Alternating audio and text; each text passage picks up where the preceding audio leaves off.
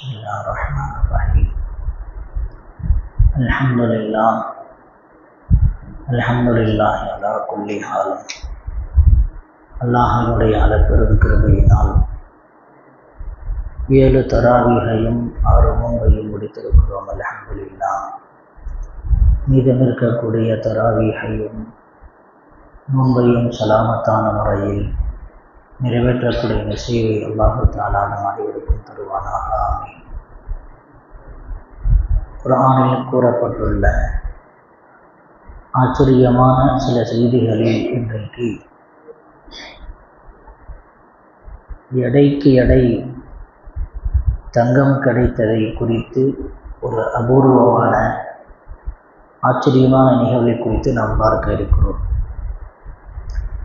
அல்லாஹு ஜல்ல சுப்ஹானஹு தஆலா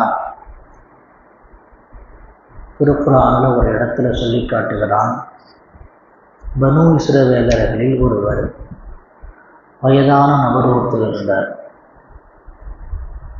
அவர் ஒரு சின்ன கன்றை வைத்திருந்தார். அவருக்கு ஒரு சிறிய மகன். அவர் வஃபாத்தாக போகிறார் என்று அவருக்கு தெரிந்து விடுகிறது. தன்னுடைய கன்றை அழைத்து வந்து ஒரு புதருக்கு அருகாமையில் வைத்துவிட்டு அல்லாஹ்விடத்தில் இப்படி துஆ செய்கிறார். யா அல்லாஹ், என்னுடைய மகன் ரொம்ப சிறுவனாக இருக்கிறான். இந்த கன்றும் சிறியதாக இருக்கிறது.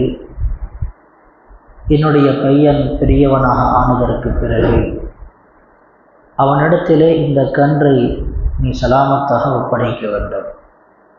இந்த கன்றை உன் பொறுப்பில் நான் ஒப்படைக்கிறேன். இதை நீ பாதுகாத்துக்கொள், வளர்த்துக்கொள் என்பதாக அல்லாஹ்விடத்திலே பொறுப்பு சாட்டி விடுகிறார்.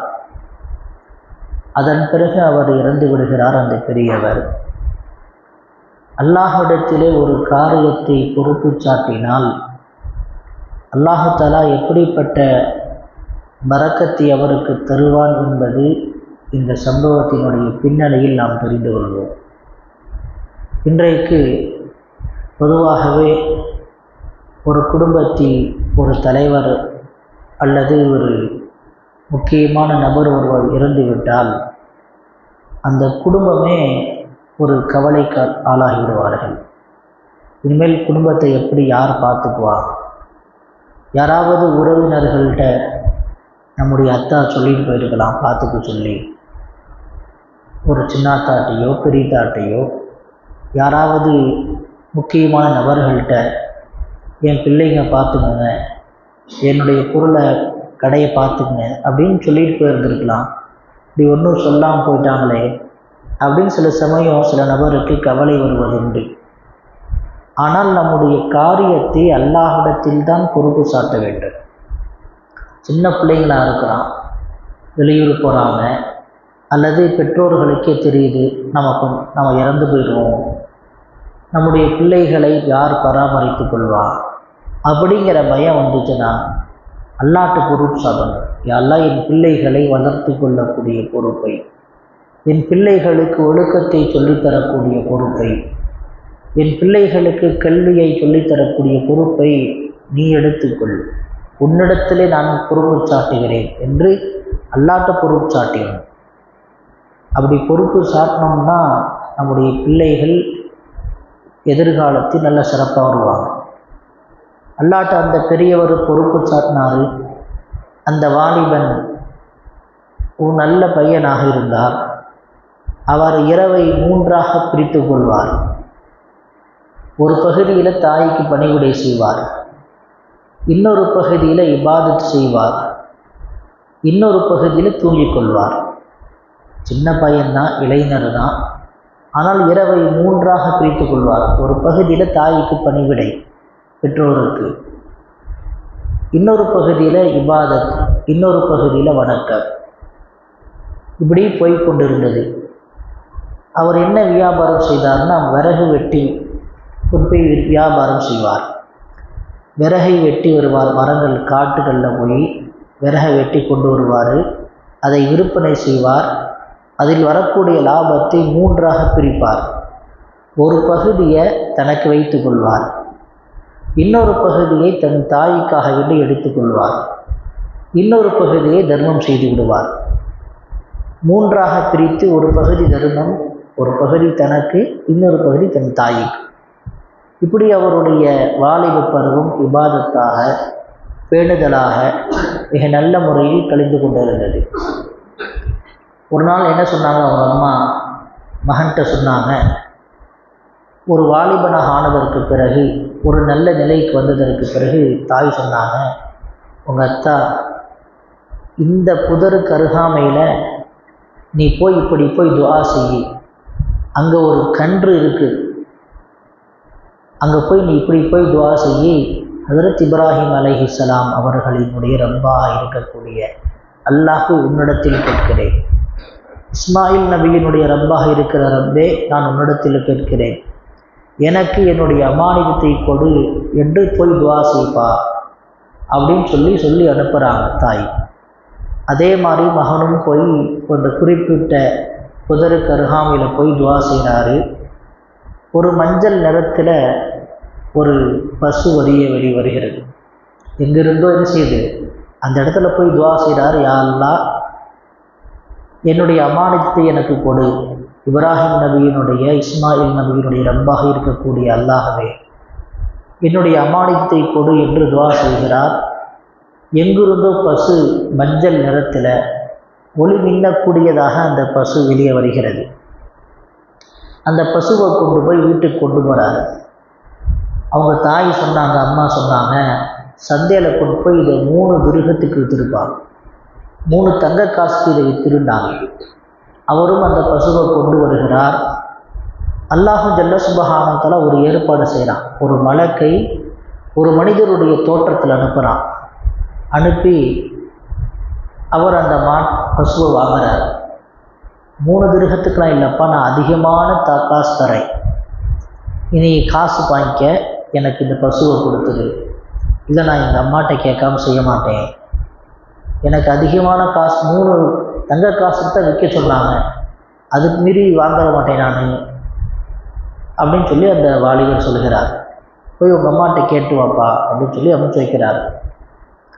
அவர் தன் வாலிபர் மகன் சொல்கிறாப்புல, ஒரு வியாபாரி கேட்டார், அதிகமான காசு தங்க காசு தரேங்கிறாரு. அந்த அம்மா சுதாரிச்சிட்டாங்க, ஒருவேளை இவர் மலக்காக கூட இருக்கலாம், அவர்கிட்ட கேளு, இந்த பசுவை எப்பொழுது விற்கலாம், இப்போ விற்கலாமா வேணாமா அப்படின்னு கேளு, எப்போ விற்கட்டும்னு கேளு அப்படின்னு சொல்லி அனுப்புகிறாங்க. அதே மாதிரி அவரும் வர்றாரு. அவர்கிட்ட கேட்குறாரு, இந்த பசுவை நான் எப்பொழுது விற்கட்டும்னு சொல்லி கேட்கும்போது, ஒரு குறிப்பிட்ட நாளில் இந்த பசுவை தேடி வந்து வாங்குவாங்க, இந்த பசுவினுடைய எடை அளவுக்கு தங்கத்தை கொடுத்து உன்னிடத்தில் வாங்குவாங்க, அது வரைக்கும் நீ பொறுமையாக இருப்பான்னு சொல்லி அனுப்புகிறாங்க. குர்ஆனில் சூரத்துல் பக்கரா என்று சொல்லப்படுகிற மிக பிரபலியமான பெரிய சூறா, அந்த சூறாவினுடைய செய்தி திருக்குர்ஆன் நல்லா சொல்லி காட்டுறான். பனு இஸ்ரவேலரில் ஒருத்தர் 2 பேர் இருந்தாங்க, அண்ணன் தம்பி. அண்ணனுக்கு வாரிசு யாரும் கிடையாது, தம்பிக்கு மட்டும் 2 பிள்ளைகள். அண்ணன் இறந்துட்டா, அண்ணனுக்கு யாரும் பிள்ளைகள் இல்லாதனால ஆட்டோமேட்டிக்காக என்ன செஞ்சிடும், வராசத்தினுடைய சொத்து தம்பிக்கும் தம்பி பையனுக்கு வந்துடும். ஆனால் தம்பி பையனுக்கு என்ன செஞ்சாங்க, காசுப்பட்டு பெரியத்த என்ன செய்கிறாரு, ரொம்ப நாள் இருக்கிறாரு, அவரை போட்டு தள்ளிட்டு என்ன செஞ்சிடலாம், சொத்தை அபகரிச்சுக்கலான்னு சொல்லி என்ன செஞ்சாங்க, பெரியத்தாவை என்ன செஞ்சுட்டாங்க, கொலை செய்துட்டாங்க. கொலை செய்து விட்டு நடிக்கிறாங்க, யாரோ கொலை செஞ்சுட்டாங்க, யாரும் கண்டுபிடிக்கணும், சும்மா விடக்கூடாது அப்படின்னு சொல்லி என்ன செய்கிறாங்க, மூசா நபிகிட்ட வர்றாங்க. கொலை செஞ்சது யாருன்னு சொல்லி காட்டி கொடுங்க. மிக நீண்ட வரலாறு, சுருக்கமாக நான் சொல்கிறேன். மூசா அலைஹிஸ்ஸலாம் அல்லாஹ்ட்ட கேட்டாங்க. அல்லாஹ் தஆலா ஒரு பசுவை அறுத்து அதிலிருந்து ஒரு சப்பை எடுத்து என்ன செய்யுங்க, இறந்தவர் மீது அடிங்க, அடித்தவனே அவர் உயிர் பெற்று எழுவார், எழுது தன்னை யார் கொன்றாங்களோ அவரை சொல்லிட்டு இறந்துருவார் மீண்டும் அப்படின்னவனே என்ன செஞ்சாங்க, என்ன எங்களை கேள்வி பண்ணுறீங்களா அப்படின்னு அந்த சமுதாய மக்கள் கேட்டாங்க. கொலை செஞ்சவர் யாருன்னு கேட்டால் ஒரு மாட்டை அறுத்து அதனுடைய சப்பை எடுத்து அடிக்க சொல்கிறீங்களே, என்ன செஞ்சாங்க? இப்படி கேள்வி என்ன செஞ்சாங்க?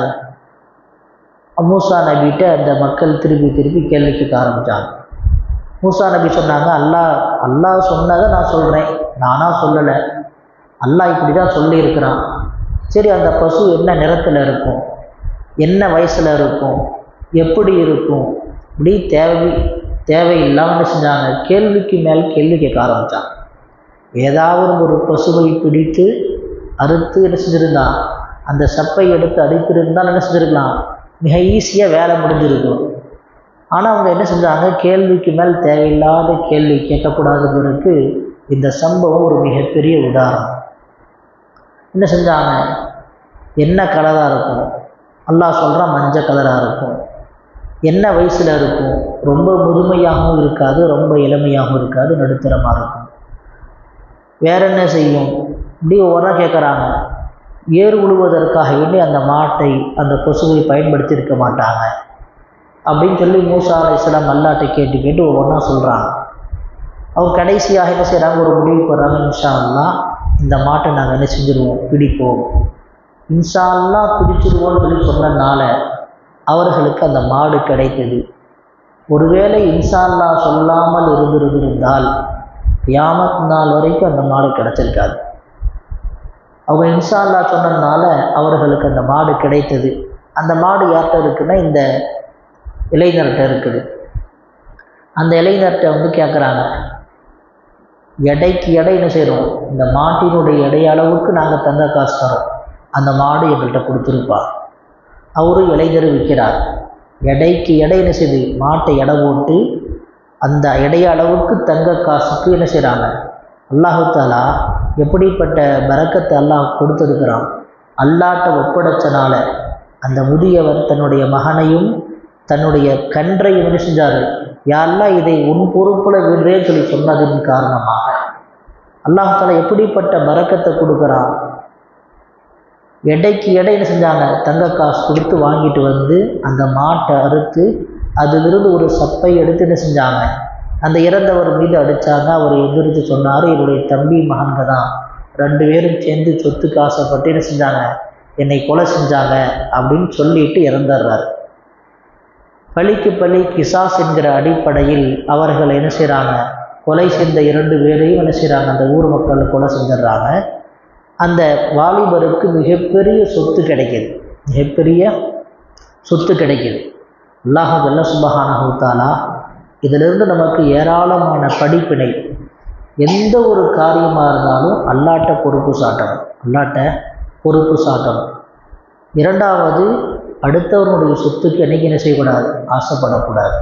அடுத்தவர்களுடைய சொத்துக்கு என்ன செய்யக்கூடாது, என்றைக்கும் ஆசைப்படக்கூடாது. மூன்றாவது படிப்பினை, தாய்க்கு அவர் பணிவிடை செய்வார். தாயினுடைய துஆவை அவர் பெற்றுக்கொண்டார். தாயினுடைய துஆவை பெற்றதின் காரணமாகவும் அவருக்கு இவ்வளோ பெரிய சொத்து கிடைத்ததாக சில முஃபஸ்ஸிரீன்கள் சொல்லித்தராங்க.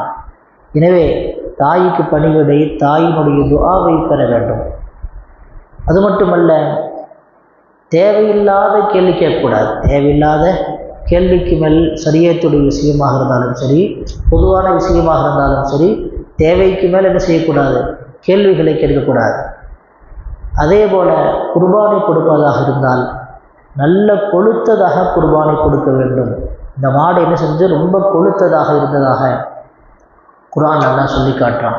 கொழுத்த மாட்டை கொடுக்கிற போது அல்லாஹ்வினுடைய பொருத்தத்தை பெறக்கூடிய வாக்கியம் கிடைக்கும்.